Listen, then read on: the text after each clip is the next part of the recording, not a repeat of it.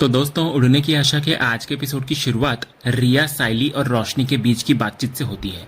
इधर रिया रोशनी को पूछती है कि क्या सच में तेजस नहीं चाहता कि क्रिश इस घर में रहे। तो रोशनी के हाँ कहने पर रिया उसे समझाती है कि उसे एक पत्नी होने के नाते तेजस का मन बदलने की कोशिश करनी चाहिए। इधर साइली भी इसमें रिया का साथ देती है और रोशनी पर दबाव बनाते हुए कहती है कि उसे यकीन है कि रोशनी ये काम कर सकती है। तो रोशनी भी हार मानकर कोशिश करने का वादा करती है। हालांकि रिया को साइली के व्यवहार में कुछ अजीब सा लगता है। वो साइली से पूछती है कि आज वो इतनी बदली हुई क्यों लग रही है। तो इस पर साइली बड़े ही रहस्यमयी और कड़वे लहजे में जवाब देती है कि उसे वो लोग समझ नहीं आते जो सब कुछ जानते हुए भी गलत रास्ता चुनते हैं और अपनों से मुंह मोड़ लेते हैं। तो रिया को साइली की बातों की गहराई समझ नहीं आती, लेकिन रोशनी समझ जाती है कि यह वार उसी पर है। फिर रिया के वहां से जाने के बाद साइली का गुस्सा फूट पड़ता है रोशनी पर। इसके बाद साइली रोशनी को बधाई देते हुए तंज कसती है कि उसने क्या शानदार खेल खेला है। साइली उसको धिक्कारती है कि अपनी नई पहचान बचाने के लिए उसने पहले अपनी आई के अस्तित्व को खत्म किया और अब खुद को भी मार दिया। इसके बाद साइली रोशनी को उसकी मानसिक स्थिति का एहसास कराते हुए कहती है कि उसने अपने चारों ओर झूठ की इतनी मोटी और गहरी दीवारें खड़ी कर ली है कि अब उसको सच्चाई की रोशनी दिखाई ही बंद हो गई है। साइली उसे आईना दिखाती है कि उसने एक बहुत बड़ा मौका गवा दिया है।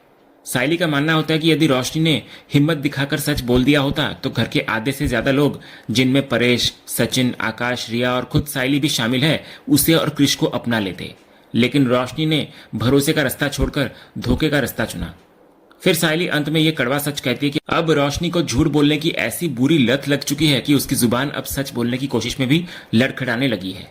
इसके बाद साइली साफ कहती है कि रोशनी एक आई कहलाने के लायक नहीं है, क्योंकि वो अपनी डूबती नैया बचाने के लिए अपने ही मासूम बेटे का इस्तेमाल कर रही है। साइली फैसला करती है कि वो अब और इंतजार नहीं करेगी और सचिन को सारा सच बता देगी। ये सुनते ही रोशनी के पैरों तले जमीन खिसक जाती है। वो साइली के पैर पकड़कर रोने लग जाती है और थोड़ा और समय मांगती है। रोशनी अपनी सफाई में कहती है कि वो मजबूर है और उसने ये सब केवल क्रिश को एक छत दिलाने के लिए किया है। उसका मानना होता है कि सच बोलने के सारे रास्ते बंद हो जाते, लेकिन इस झूठ ने कम से कम क्रिश के लिए उम्मीद की एक खिड़की खोल दी है। वो उम्मीद करती है कि अनाथ बनकर क्रिश जब यहां रहेगा तो तेजस का उससे लगाव बढ़ जाएगा और धीरे धीरे रेणु का भी मान जाएगी। इसके बाद साइली और रोशनी के बीच चल रही बहस एक ऐसे मोड़ पर पहुंच जाती है जहां से वापसी का कोई रास्ता नहीं दिखता। रोशनी इधर अपनी सफाई में तर्क देती है कि फिलहाल अपने वजूद को बचाने के लिए झूठ ही उसके पास एकमात्र सहारा है। इस पर साइली उसे कड़े शब्दों में समझाती है कि गलत रास्तों का चयन करके कभी भी सही मंजिल हासिल नहीं की जा सकती। साइली का रुख अब पहले से कई ज्यादा सख्त होता हुआ नजर आता है और वो बिना किसी सहानुभूति के घोषणा करती है कि रोशनी के पास अब केवल 46 घंटे बचे हैं। समय सीमा के अचानक कम हो जाने से रोशनी के पैरों तले जमीन खिसक जाती है। इस पर रोशनी बुरी तरह घबराती हुई नजर आती है और साइली के सामने गिड़गिड़ाती है दोबारा और हाथ जोड़कर विनती करती है कि साइली फिलहाल शांत रहे और सचिन को कुछ भी ना बताए। अपनी स्थिति को संभालने के लिए रोशनी एक नई योजना का खुलासा भी करती है। वो कहती है कि वो आज रात से ही क्रिश को अपने और तेजस के कमरे में सुलाने का इंतजाम करेगी। रोशनी को उम्मीद होता है कि एक ही छत के नीचे रहने से तेजस और क्रिश के बीच पिता पुत्र जैसा बॉन्डिंग पैदा होगा और यदि तेजस बच्चे से जुड़ गया तो वो भविष्य में कड़वा सच सुनने के बाद भी उसको स्वीकार कर सकता है। लेकिन साइली पर रोशनी की इन मिन्नतें का कोई असर नहीं होता।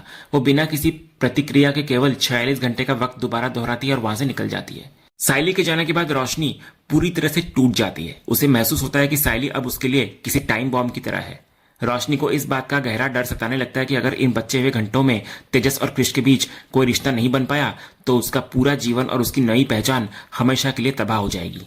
अगले सीन में रिया के रेस्टोरेंट में एक नया ड्रामा शुरू होता है। नीतू रिया को नीचे दिखाने और उसको असुरक्षित महसूस कराने के लिए आकाश के साथ अपनी कुछ निजी तस्वीरें भेजती है, जिनमें वो आकाश के बेहद करीब और उससे लिपटी हुई नजर आती है। रिया को पता चलता है कि नीतू ने ये तस्वीरें केवल उसे ही नहीं बल्कि उसके शेफ सुकुमार को भी भेजी है। इधर सुकुमार भी इस बात से हैरान होता है। हालांकि वो स्वीकार भी करता है कि आकाश इन तस्वीरों में कहीं से भी गलत नहीं लग रहा। तो रिया तुरंत समझ जाती है कि नीतू का इरादा क्या है। वो जानती है कि नीतू चाहती है कि रिया इन तस्वीरों को देखकर भड़के और आकाश के साथ झगड़ा करे। लेकिन रिया अपनी बुद्धिमानी का परिचय देते हुए नीतू को उलट कॉन्ग्रेचुलेशंस का मैसेज भेजती हुई नजर आती है, ताकि नीतू को उसे परेशान करने का संतोष न मिले। इसके बाद रिया तुरंत आकाश को फोन लगाती है और उससे तीखे सवाल करती है। जब आकाश इसे एक साधारण बात और एक्साइटमेंट कहता है तो रिया उसको डांटती है। वो साफ कहती है कि सवाल आकाश के व्यवहार का नहीं बल्कि नीतू की गलत नीयत का है।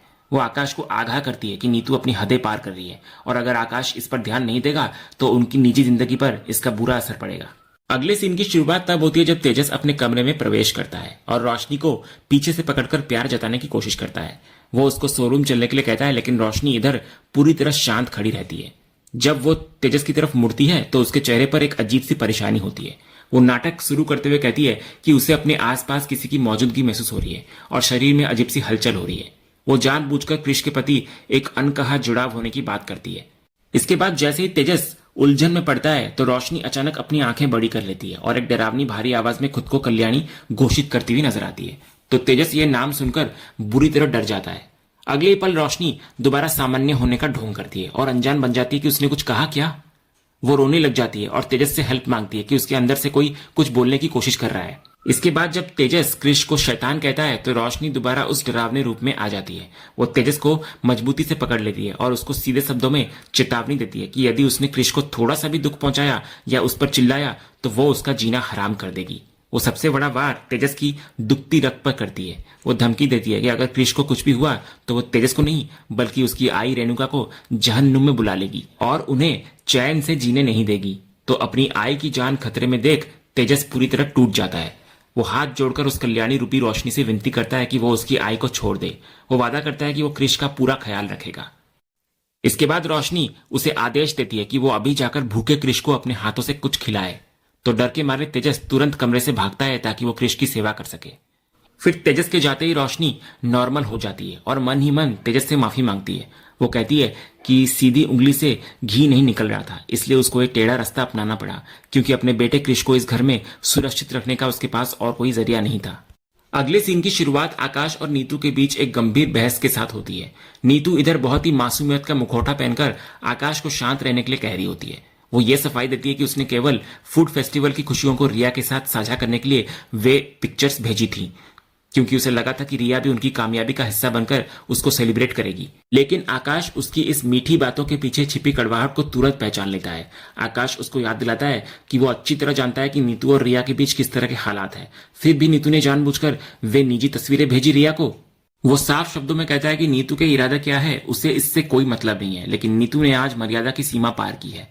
वो स्पष्ट करता है कि वे केवल रेस्टोरेंट की चार दीवारी के भीतर ही पार्टनर्स हैं और उस कार्यस्थल के बाहर नीतू का उसके जीवन में कोई स्थान नहीं है। इसके बाद आकाश सख्त लहजे में चेतावनी देता है कि वो अपनी पर्सनल लाइफ और प्रोफेशनल लाइफ को पूरी तरह अलग रखता है और वो कभी बर्दाश्त नहीं करेगा कि नीतू की हरकतों की वजह से उसके और रिया के बीच कोई समस्या आए। वो अंत में एक अंतिम आदेश की तरह कहता है कि वो उम्मीद करता है कि ऐसी घटना फिर कभी दोबारा नहीं दोहराई जाएगी। फिर आकाश के वहां से जाने के बाद नीतू के चेहरे का मुखौटा उतर जाता है। उसके चेहरे पर एक गहरी और शातिर मुस्कान फैल जाती है। उसे आकाश के गुस्से से कोई दुख नहीं होता, बल्कि वो इस बात से संतुष्ट होती है कि उसकी योजना बिल्कुल सही दिशा में जा रही है। नीतू को एहसास हो जाता है कि उसने आकाश के मन में जो हलचल पैदा की है वो आखिरकार रिया और आकाश के बीच तनाव और झगड़े का कारण बनेगी। वो अपनी इस नकारात्मक जीत पर गर्व महसूस करती है। पर दूसरी तरफ तेजस बहुत ही घबराया हुआ और डरा हुआ क्रिश के पास पहुंचता है। वो क्रिश से उसकी भूख के बारे में पूछता है। जब क्रिश मना करता है तब भी तेजस कुछ न कुछ खिलाने के लिए जिद करने लगता है। इसी दौरान साइली रसोई से क्रिश के लिए खाने की प्लेट लेकर आ रही होती है। तो तेजस, जो पहले बच्चों से दूर भागता था, अचानक साइली के हाथ से प्लेट को ले लेता है और खुद क्रिश को खिलाने का फैसला करता है। साइली उसको रोकने की कोशिश करती है, लेकिन जैसे ही तेजस की नजर पास खड़ी रोशनी पर पड़ती है उसका डर और बढ़ जाता है और वो तुरंत प्लेट को थाम लेता है। इसके बाद तेजस प्लेट में रखी सिवई का एक एक निवाला बहुत ही सावधानी और प्यार का ढोंग करते हुए क्रिश को खिलाने लगता है। इसी दौरान वो बार बार रोशनी की तरफ डरी हुई नजरों से देख रहा होता है, क्योंकि उसके दिमाग में रोशनी का वो डरावना कल्याणी वाला रूप घूम रहा होता है। तभी इतने में सचिन घर में आता है और तेजस को इस तरह बच्चा संभालते देख पूरी तरह हैरान नजर आता है। वो साइली से ताने के अंदाज में पूछता है कि क्या वे अपने ही घर में हैं। इसके बाद सचिन ताना मारता है कि जो इंसान बच्चों के हाथ से चीजें छीनने के लिए जाना जाता था वो आज किसी को खाना खिला रहा है। ये बात उसके गले नहीं उतर रही। जल्द ही आकाश और रिया भी वहां पहुंच जाते हैं और तेजस का ये बदला हुआ रूप देखकर अपनी हैरानी छुपा नहीं पाते। तभी रेणुका भी वहां आती है और अपने लाडले बेटे को एक बाहरी बच्चे की चाकरी करते देख भड़क जाती है। वो तेजस को रोकने की कोशिश करती है और रोशनी को भी फटकारती है कि वो चुप क्यों खड़ी है। तो तेजस, जो पूरी तरह रोशनी के खौफ में होता है, बहाना बनाता है कि उसे अचानक क्रिश के प्रति बहुत लगाव महसूस हो रहा है। इसके बाद रेणुका रोशनी से कहती है कि वो अपने पति को रोके। तो रोशनी दिखावे के लिए तेजस से कहती है कि अब बस बहुत हो गया, लेकिन तेजस किसी गहरे डर के साये में होता है। वो घबराते हुए जवाब देता है कि वो तब तक नहीं रुकेगा जब तक क्रिश का पेट पूरी तरह नहीं भर जाता।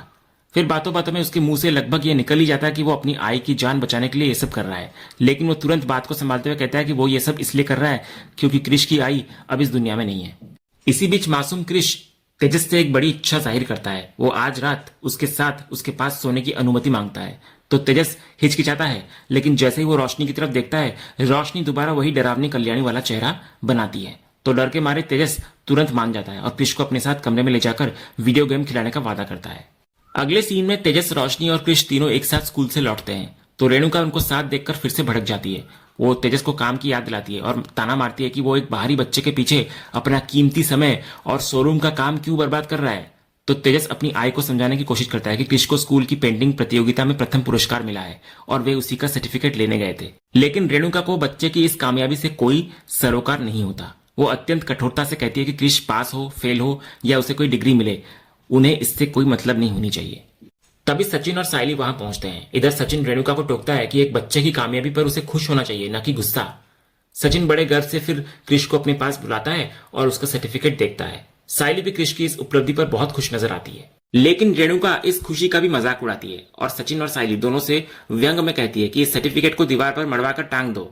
वो सचिन और सायली पर तीखा हमला करते हुए कहती है कि वे क्रिश की जिम्मेदारी खुद उठाएं, लेकिन उसके बेटे तेजस के गले न मढ़े। वो सचिन की बेरोजगारी पर एक बार फिर प्रहार करती है कि जिसके पास खुद के खाने के लाले पड़े हैं वो दूसरों की जिम्मेदारी उठाने का ढोंग कर रहा है।